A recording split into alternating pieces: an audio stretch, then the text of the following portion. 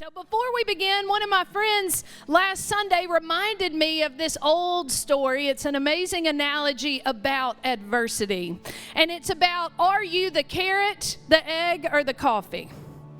So here's how the story goes. So there was a young woman, and she had adversity all around her. She kind of felt like the walls were coming down around her. I don't know if you've ever felt like that before. And she called her mama, because that's what you do. And she said, "Mama, I'm having a hard time. Can I come over?" And she said, "Yes, you can." And she said, "What's going on?" And she said, "I can't do it anymore. I'm tired." And she said, "Well, what's happening?" And she said, "Well, I feel like every time I get past one hurdle, there's another hurdle, and it doesn't stop." And the mom says, "Follow me." And they go into the kitchen, and the mom gets 3 pots, and she puts some water in it, and she places the pots on the stove, and she turns it up to high. She begins to let the water boil, and she turns around and goes to her refrigerator, opens it up, and she gets a handful of carrots, and she drops it into the first pot. And then she gets a couple of eggs, and she drops the eggs into the second pot, and then she gets her coffee, and she takes a scoop out, and she drops it into the third pot, and she gets her timer and sets it to 20 minutes and places it right there. And the daughter said, "I don't understand." And the mama said, "Wait and watch."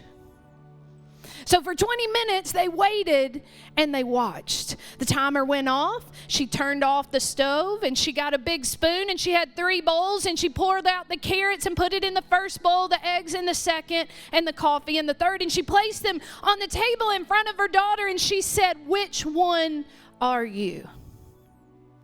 "I don't understand, Mama. I don't know what it means." And she said, "All 3 of these have underwent the same adversity of boiling water. But all 3 of them handled it different, and it matters how you handle it." She said, "Let's take the carrots right here. Get them out. What do you see with the carrots?" And she said, "Well, Mom, they're boiled, they're cooked, they're soft." She said, "That's right. You know, some people try to rely on their own strength, the strength of a carrot, but whenever adversity or boiling water comes, it begins to break them down." She said, "What do you see about the egg?" She said, "Well, Mama, it looks just like an egg." She said, "It does, but open it up."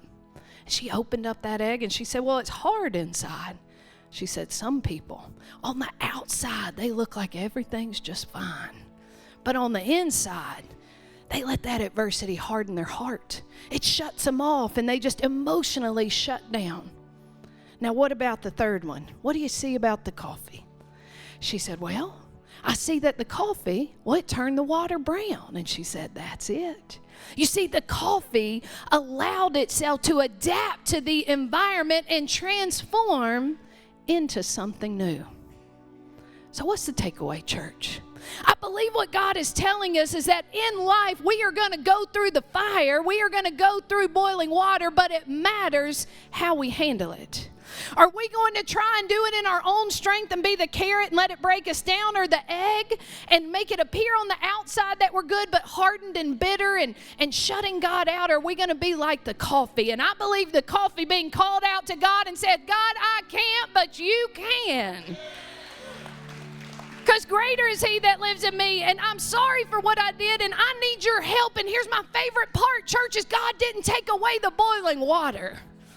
God said, "I'm going to walk with you. I'm going to show you how to do it. I'm going to show you who you are. I'm going to teach you about yourself. I'm going to teach you how to trust me.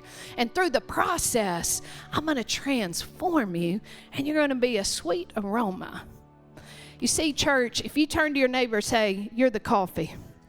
Now, here's what I love at 180 Church. Here at 180 Church, when God transforms us, he turns us into Southern pecan. Amen. Let's give God a hand.